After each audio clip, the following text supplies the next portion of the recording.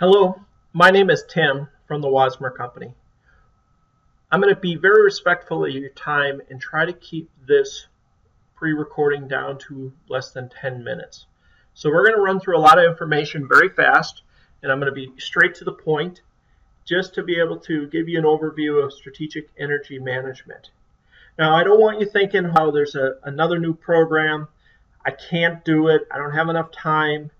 We have our goals. We're trying to do what we can. The last thing we need to do is layer on another project. I want to be able to tell you that that's not the case. This is something different. Just please keep an open mind and have your pens and papers ready to take any notes. So let's jump into it real quick. Energy efficiency yes, it can save you energy, but more importantly, knowing that 76% of Americans believe in sustainability, we can also use this as a recruiting tool and a retaining tool for our skilled workers, for our talent. Think of the millennials coming about. We never heard of electric vehicles before. We are now. One of the most impactful things you could do, something to differentiate yourself, is let's throw an electric vehicle charging station outside the Human Resources Department. The fact that you're being different, you're differentiating yourself. And that's what life is about. That's what sales are about. And that's a great way to be able to attract key talent.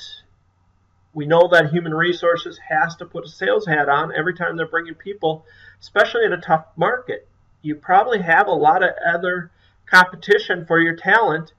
The human resources department has to be a sales department, just like your business development department selling your widgets. We also have to worry about consumer perception and brand loyalty. Again, a lot of people care about sustainability. So let's not fight it. Let's keep moving with it. Let's look to tackle it and show what we're doing to incorporate it in our company. How big is the opportunity? Not only can we increase sales, not only can we attract key talent, we can also reduce cost. According to the Department of Energy, approximately 58% of energy is being wasted in our facilities. But why can't we execute and get rid of that 58%? Well, part of it is we're so busy. We don't have a dedicated team to it. And even if we do have a dedicated team to it, they're torn because they have a lot of other stuff going on. According to Industry Week, 74% report a severe shortage of skilled and professional workers. So what does it cost us every year? So take a look at your electric bill, your natural gas bill. So anyways, take a look at your electricity and your natural gas and imagine what that could mean for your company if you could reduce it by 50%. The problem is with goals and company programs, according to Harvard Business Review, 70% of all company initiatives fail to be completed. Of the 30% that are completed, only 15% were on budget, on time, on money, and results. So I get very passionate about this. Real quickly, here's the program. First of all, we want to have a discovery meeting. We want to be able to sit down with you after this webinar, face-to-face, and understand what's going on in your company. We want to educate you on the program. ENPI stands for Energy Performance Indicator. SEM stands for Strategic Energy Management Plan. And ISO is International Standards, which you probably already participate in. The next goal would be, or the next plan would be to establish a goal and define roles and responsibility. Don't worry about the Wasmer thing. Let's jump to the next one. We want to be able to interview people. We want to gather data. We have to catalog the SEUs, which is Strategic Energy Users. We need to be able to catalog, record every motor, every pump, how many light fixtures you have, all the chillers, the rooftop units. You name it, we want to record everything from air compressors to air pumps in your facility. Find out where they're at, how much are they consuming, when are they operating, things like that. We want to be able to review the performance modeling ENPI tool. And what that is, your electric bills and your production data, we can model how much of your energy is being put towards baseline and how much is variable. We want to be able to review the Strategic Energy Management Program with you, the Strategic Energy Users Catalog. We want to prioritize them. Sub-meter, more than likely you have more than enough sub-meters in your facility to make our information even better. We don't need a lot. Don't get alarmed by that. We don't need a lot of sub-meters. We just need a bare basic number. We want to review the standard operating procedures for those significant energy users. Is a human actually taking care of, let's say, a furnace or a injection molding machine, or is it automated? We need to be able to understand that. We want to implement projects, and you'll notice I'm first talking about implementing projects now because we had to do a lot of due diligence. The due diligence is what we do every day, and the implementation is what we do every day. There usually is not a single client that doesn't say, I wish we could implement more projects. They just don't have time. And guess what? That's all we do. Revise SOPs and train the employees, and then let's do an annual review. So real quick, discovery meeting is in your facility. We want to be able to look at the energy being consumed in your facility, be able to tell you about your operation. So when we're implementing strategic energy management, we need to inventory the energy uses. We need to associate the energy use to production process and facility layout. We need to designate significant energy users for what they are, understand the opportunities, look for new performance improvement opportunities, create a process for maintaining energy review. Here's the regression graph. Essentially, if you put in the energy consumption along with production output, we can model the energy. Fairly quick, pretty simple stuff. We just need the data. From that, if you actually understand how much is baseline, how much is variable, we can make some really good goals. We can establish how much should you be reducing and if we can actually achieve it or not. Let me just skip over this. This doesn't really matter, but essentially the bottom line is if we do all this work for a client, we need to be able to be named the strategic energy partner. And essentially all that means is we would be your outsourced engineering and implementation group. We could do for you is we have a process where when we create projects later on, it has full transparency. You see every invoice, every credit, because it's based on a cost plus program. No different than if you were having your maintenance department put this stuff together, you're going to have these costs. But instead of paying for the maintenance department personnel to implement it, we're using the cost plus program. The other thing is what's really interesting with this is we're held to the structure. We're held to the goals, meaning that if we hit the goals, great. You're going to be happy. But if we exceed those goals, no different than a very important employee, you're going to give them a bonus. This is the really cool part, though. The really cool part is if we come up short on those goals, you get to penalize us. Not many companies will penalize their own employees, but you get to penalize us if we come up short. So that motivates us tremendously to be as accurate as possible.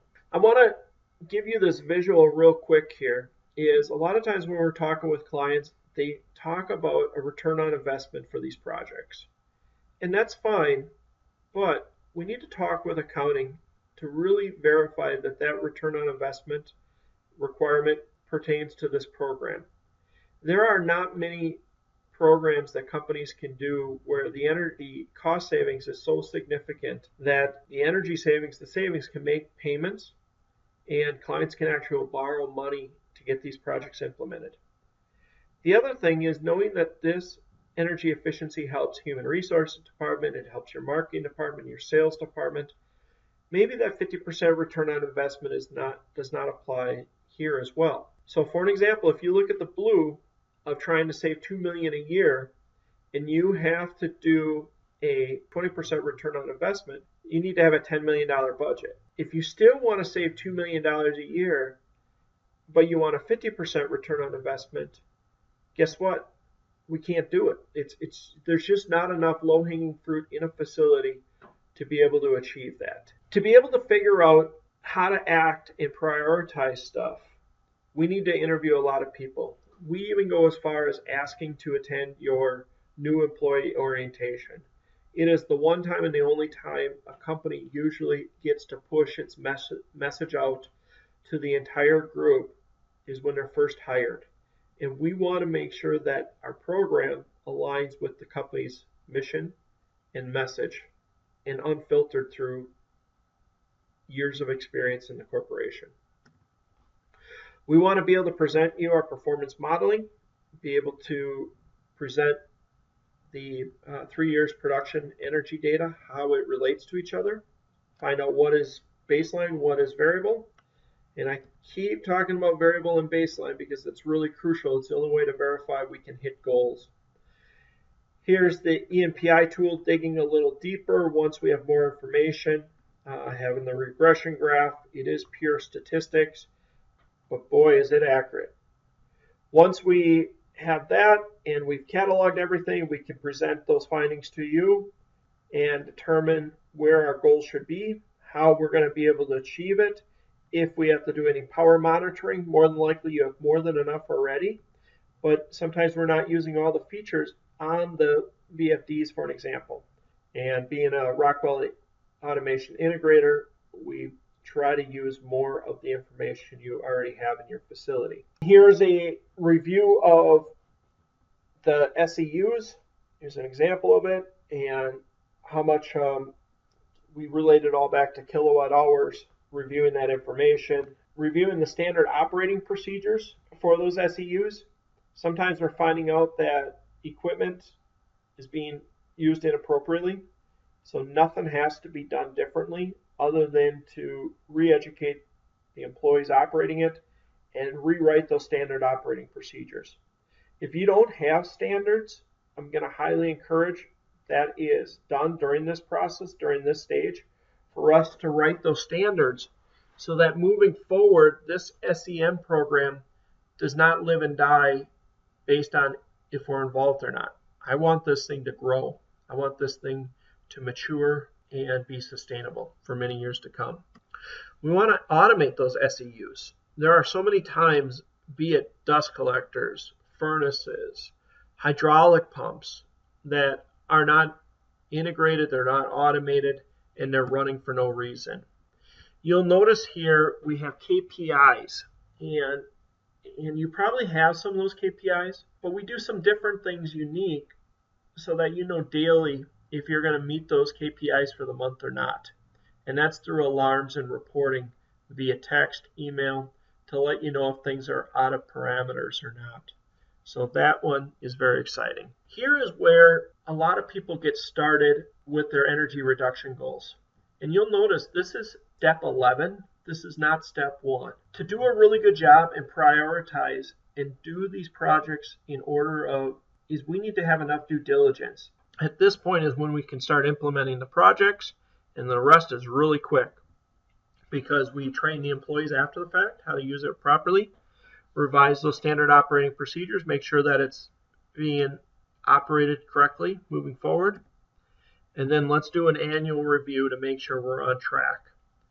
Be it a 3-year agreement or shorter or longer, it doesn't really matter. Annually, we want to review, make sure we're on track, and then learn from it and repeat. The next stage, if this intrigues you, the next thing would be for us to come in for a discovery meeting, talk to you about it. More than likely, you have energy teams. Love to be able to get everybody together. We can quiz each other, talk war stories, and see if we can help each other. Doesn't fit for everybody, but we find that the clients that allow us to act like a trusted employee, we're able to get a lot of results, be able to achieve those results, and get a lot implemented. Again, my name is Tim. I'm going to give you my cell phone number. My cell phone number is 920-698-2950. Again, 920-698-2950. Thank you very much.